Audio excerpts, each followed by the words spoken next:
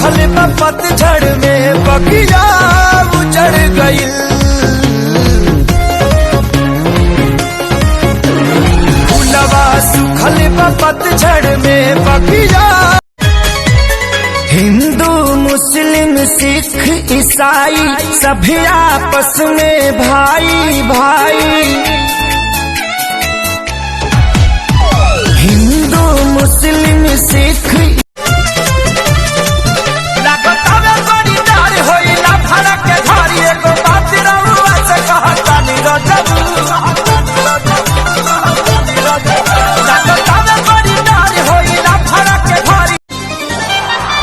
ऐसन रोग लागा तोहसे सातो जन्म के धागा अब तजूरे लागल हो।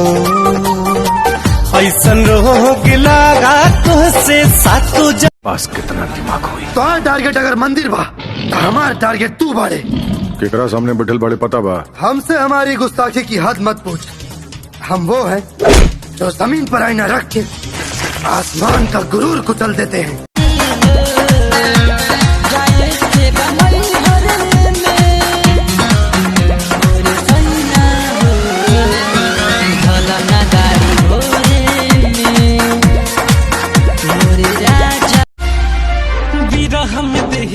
जारी रोजे पल पल याद सतागी हो।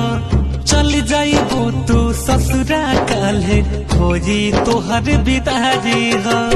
बिरह में